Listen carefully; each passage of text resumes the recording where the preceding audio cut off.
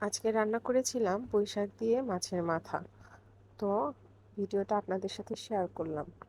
প্রথমে আমি একটা পাতিল নিয়ে নিয়েছি, তার মধ্যে আমি পরিমাণ মতো তেল দিয়ে দিয়েছি। একে একে আমি পেঁয়াজ কুচি এবং লবণ দিয়ে পেঁয়াজটাকে একটু ভেজে নেব। পেঁয়াজটা আমার ভাজা হয়ে আসলে তার মধ্যে আমি অল্প একটু পানি দিয়ে নেব। পানিটা ফুটে উঠলে আমি তার মধ্যে হলুদ গুঁড়া, মরিচের গুঁড়া দিয়ে নাড়াচাড়া করে মশলাটা কষিয়ে নেব। মশলাটা একটু ভালো মতো কষাতে হবে, কারণ এর মধ্যে আমি মাছের মাথা দেব। মশলাটা কষে এসেছে, তারপরে আমি এর মধ্যে মাছের মাথাটা দিয়ে দিলাম। আমি ছোট করে মাছের মাথাটা কেটে নিয়েছি, আপনারা চাইলে দু টুকরো করেও নিতে পারেন। এখন আমি এই মশলাটার সাথে মাছের মাথাটাকে ভালো করে নাড়াচাড়া করে নেব। মাছগুলোকে একটু কষানোর জন্য আমি ঢেকে দেব। 2-3 মিনিট পরে ঢাকনাটা খুলে আরেকটু নাড়াচাড়া করে দেখব আমার মাছটা কষানো হয়ে গিয়েছে কিনা। এ পর্যায়ে আমার মাছটা কষানো শেষ, তাই আমি এখন পুঁইশাকগুলো মাছের মধ্যে দিয়ে দিব।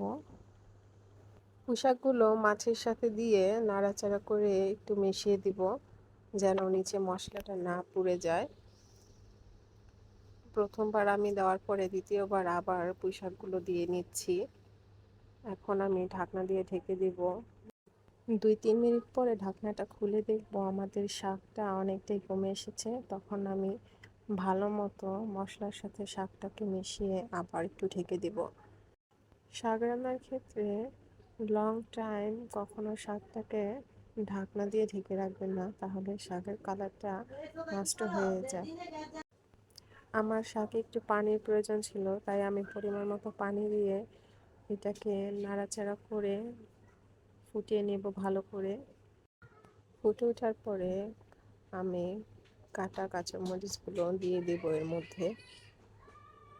এখন দিয়ে নাড়াচাড়া করে ভালো মতো 10 মিনিট জাল করে নিলে আমার শাক তৈরি। আপনারাও করে দেখতে পারেন, খুবই ভালো লাগে খেতে। দেখুন তো কেমন হয়েছে আমার রান্নাটা। ভালো লাগলে অবশ্যই জানাবেন। সবাইকে আসসালামু আলাইকুম। Thank you. আল্লাহ হাফেজ।